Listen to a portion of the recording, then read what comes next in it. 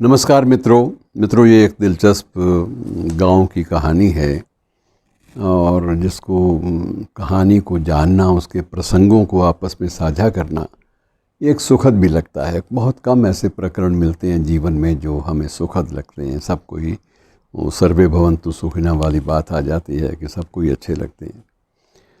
तो ये उस गांव की कहानी है जो गांव पाकिस्तान के ज़िला सियालकोट, इसी ज़िले में एक गांव है वज़ीराबाद। एक कस्बा आपने नाम सुना होगा। वज़ीराबाद कस्बे के बिल्कुल पास सटा हुआ एक गांव है और नाम है सौदरा।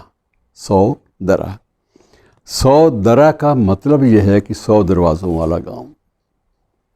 गांव में 100 ही दरवाज़े हैं और थे जब ये नाम रखा गया। अब तो शायद बढ़ गए होंगे, मुझे भी बहुत देर हो गई गए हुए। तो 100 दरवाज़ों वाला गांव, अब द्वार बढ़ गए होंगे, लेकिन उस वक्त शुरुआती दौर में इसका नाम ही इसी बात पे पड़ा था कि जिसमें 100 दरवाज़े हैं। लेकिन मार्ग प्रवेश का एक ही है।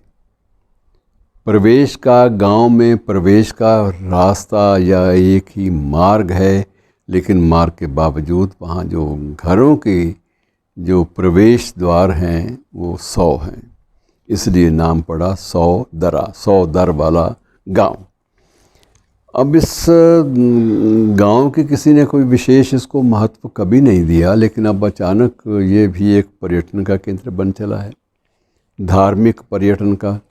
और अब धीरे धीरे फ़िलहाल तो ये है कि अभी पाकिस्तान के बीच में से ही जो सिख श्रद्धालु हैं या जो सिख धर्म को मानने वाले हैं, वो लोग धीरे धीरे उस गांव की ओर उन्मुख होने लगे हैं और उस गांव में थोड़ी सी रौनक चहल पहल शुरू हो गई है।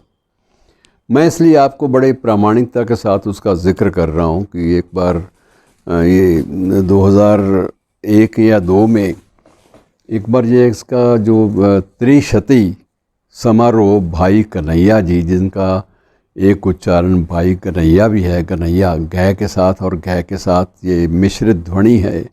तो भाई कन्हैया जी के ये जन्म स्थान है, ये गांव जो है सौदरा।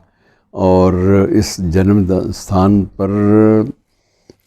स्थान के एक संत ने, भाई कन्हैया ने, एक महानायकत्व का दर्जा ले लिया। ये एक बहुत बड़ी बात थी। और उन्होंने जो उस वक्त अपनी मासूमियत में, अपने श्रद्धा भाव से जो कुछ किया था, उसकी मिसाल जो है वाकई अब भी आधुनिक इतिहास में नहीं मिलती।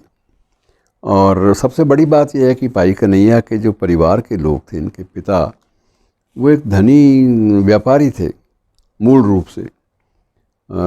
यद्यपि व्यापार में तो श्री गुरु नानक देव जी के पिता श्री कालू मेहता का भी उनका भी एक कारोबार अच्छा था, लेकिन ये तो विशेष रूप से समृद्ध परिवार से संबंध रखते थे भाई कन्हैया। लेकिन अपने व्यापार को बढ़ाते बढ़ाते जब इन्होंने उस व्यापार के बहुत सारे जो संसाधन हैं वो अपने हाथ में भी लिए और उन्हें हाथ में लेकर अपने पिता के व्यापार को और भी उसको आगे बढ़ाया, उसका प्रसार किया। तो ये सब कुछ सामान्य था उस वक्त तक, कोई ऐसी बात नहीं थी। लेकिन इसी बीच उनकी भेंट एक व्यक्ति से हुई जो आध्यात्मिक प्रवृत्ति का था, और वह व्यक्ति स्वयं को नवम गुरु श्री गुरु तेग बहादुर, उनका शिष्य अपने आप को कहता था। और वो कई बार प्रेरित भी करता था भाई कन्हैया को, यार कभी चलो उनके दर्शन कर रहो और उनसे मंत्र लेकर अपनी साथ में जप तप, तुम्हारा जो रुझान है वो अध्यात्म की ओर है, तो कभी वो भी कम से कम जाओ और दर्शन कर लो, और उसके बाद जो प्रेरणा मिले उसके अनुसार जप तप किया करो, तुम्हारे मन को बड़ी शांति मिलेगी। और उसके बाद कालांतर में दशम गुरु श्री गुरु गोबिंद सिंह जब जूझ रहे थे आक्रांताओं के खिलाफ युद्धों में, उस समय परंपरागत रूप से वो अपने आप को, स्वयं को सिख धर्म में इतना ज़्यादा लीन कर चुके थे भाई कन्हैया कि उन्होंने गुरु गोबिंद सिंह जी महाराज से भी प्रार्थना की कि महाराज मुझे भी कुछ सेवा बताइए। अब मैं तो सेवापंथी हूँ, लेकिन शिष्य आपका हूँ, इसलिए आप मुझे सेवा का कार्य दीजिए ताकि मैं भी आपके साथ इस संघर्ष में आक्रांताओं के खिलाफ़, अत्याचारियों के खिलाफ़, जुल्मियों के खिलाफ़ इस संघर्ष में मैं कम से कम अपने गुरु की सेना का साथ तो दे सकूं। मैं मूल रूप से सैनिक तो नहीं हूं, लेकिन आप जो भी सेवा लगाएंगे मैं उसको ज़रूर करूंगा। तो गुरुजी ने हंसते हुए कहा कि अच्छा ठीक है, पानी पिलाया करो युद्ध भूमि में जाके, वहाँ पानी नहीं मिलता लोगों को जो घायल होते हैं। अब गुरुजी का आदेश सर माथे, और श्रीमान जी सेवापंथी थे, मूल रूप में इसी आदमी को ही एक गुरु का आदेश मान लिया और युद्ध भूमि में चले गए। घायलों के वहाँ अंबार लगे हुए थे, लेकिन भाई गनैया के मन में एक ही था कि गुरुजी ने तो ये कहा था कि बस प्यासों को, घायल प्यासों को पानी पिलाओ। अब उन्होंने ये तो नहीं कहा कि घायल प्यासे जो हैं वो शत्रु के सैनिक नहीं होने चाहिए। जो भी घायल है, जो भी कराह रहा है, दर्द से पानी मांग रहा है, उसको पानी पिलाना ही ये सेवा मुझे मिली है। तो मेरा दायित्व है कि मैं जाति का भेदभाव किए बिना हर घायल को जल जो है पिलाऊं, सेवा करूं उनकी। और इस प्रकार से मित्रों इस शख्स ने वो कर दिखाया कि अब कई बार ये भी लगता है कि अगर अंतर्राष्ट्रीय रेड क्रॉस ने कभी इस कथा का या इस संदर्भ का मर्म समझा होता तो सिर्फ फ्लोरेंस नाइटिंगेल की बात ना होती, भाई कन्हैया जी की बात भी होती। लेकिन ये अब संयोग हैं चीज़ों के, उनको हम दोहरा नहीं सकते। और ख़ासकर जो सेवा का मार्ग है, सेवा मार्ग के बारे में कोई चयन की प्रक्रिया नहीं होती कि कौन ज़्यादा सेवा कर गया, कौन कम सेवा कर गया। सेवा का तो एक मार्ग ही ऐसा है जिस पर ना तो शत्रु नज़र आता है कोई और ना ही मित्र। उसमें यह है कि जो भी आवश्यकता के अनुसार ज़रूरतमंद है उसकी सेवा की जाए। और गुरु का यही आदेश है कि जाओ युद्ध भूमि में हर घायल को पानी पिलाओ। और वो अपनी मश्क लेकर, उन दिनों में पानी की मश्क होती थी, आपने चित्र बहुत सारे देखे होंगे, और वो युद्ध भूमि में चले जाया करते थे। वहाँ जो भी पानी मांगता, जिसके प्राण निकल रहे होते हैं वो पानी ही मांगता है, तो पानी पिला दिया उसको और उसको भी तृप्ति मिली और स्वयं को भी मन में एक शांति सी महसूस हुई कि मैंने एक अंतिम क्षणों तक पहुँचे हुए व्यक्ति में एक बार फिर से जीवन का संचार करने का प्रयास तो किया। और इसी प्रयास में उनको धीरे धीरे इतनी लोकप्रियता मिली कि वो बिल्कुल ही अलग। और इसके बारे में आपको एक रुचिकर बात ये बताता हूँ कि जब तक हम लोग 2001 या 2002 में जब तक उस गांव की तलाश करके वहाँ तक गए नहीं थे, तब तक वहाँ के स्थानीय लोगों को भी पता नहीं था कि हमारा गांव ये है।